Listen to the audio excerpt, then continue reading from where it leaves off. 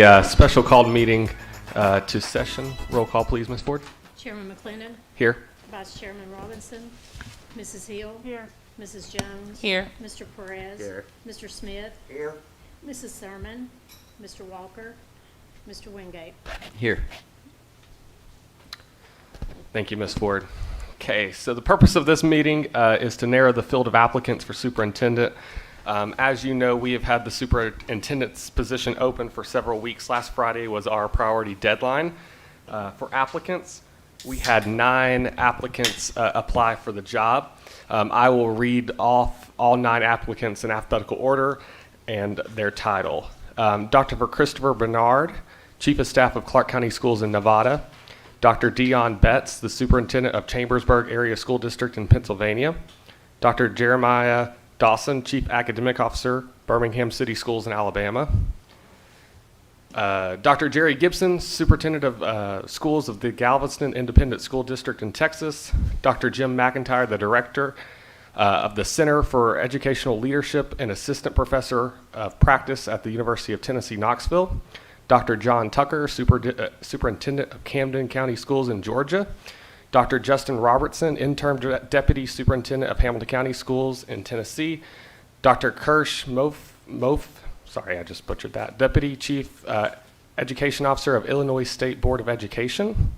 And then Dr. Natalie McClarty, former Director of Curriculum, Instruction, and Assessment of the Stanford Public Schools in Connecticut.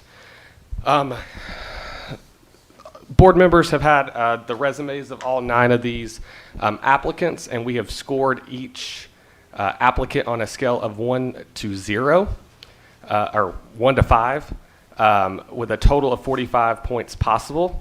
The top 5 candidates that we will vote to move forward with are as followed, based on the number of points that they got. Dr. Justin Robertson, Dr. Natalie McClarty, Dr. Jim McIntyre, Dr. Christopher Bernard, and Dr. John Tucker. So we will move forward after pending a vote, and those 5 candidates will be interviewed by Ken Carrick of Buffin and Baker, and send the board a short recorded interview with several questions selected, and we will move forward. So we'll get into timeline. We'll go ahead and make a motion. Do I have a motion to move with those 5 candidates? So moved.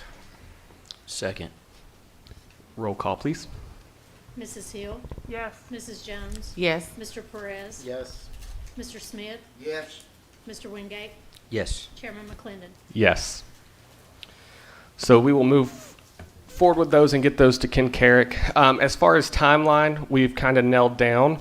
November 8th, we will get a report on our candidates from Ken Carrick, and we will have a board meeting or a special called session to go from 5 candidates to 3 candidates. After that, with those 3 candidates, November 15th through December 7th, whoever those top 3 applicants are will come and visit Hamilton County for a day and a half. And then as of right now, we are planned to vote on our next superintendent at our December 9th school board meeting. And we will move forward with that. Those dates are tentative just due to travel restrictions and whatnot. But any other questions from the board? Can I get those dates again? So November 8th, which is the Monday, we will have a special called session. Yes. We'll have a special called session November 8th to go from these 5 candidates down to 3.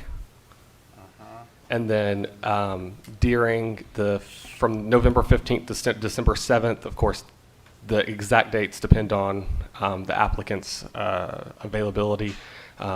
That's our time period for when applicants will come. You said so that by December. November 15th through December 7th during that time period. And our board meeting in December is when? December 9th. It's moved up a week due to holidays. So like 3 weeks. It seems like. No, okay, so December, and that's when we vote. Perfect. Yes. I think that's something I want to make sure not to miss. Yeah. Mr. Smith.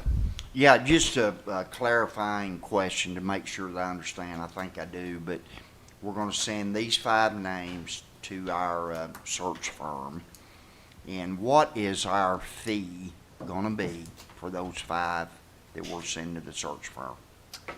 Correct me if I'm wrong, Mr. Bennett, but it's 2,000 a candidate, so with Okay, 5, that's it what I would be, thought. it would be 10 grand. Okay. Plus And then, $500 to review these. Sorry, Mr. Smith. plus what? Would it have been $500 to review each of these? My recollection was he would do a very quick review for a very low cost of the I initial. honestly can't, I'll be honest with you. Yeah, that's my I don't recall recollection, that. so. I think that 500 was at the outset, which I Okay, think he's that's already fine. done. Yeah.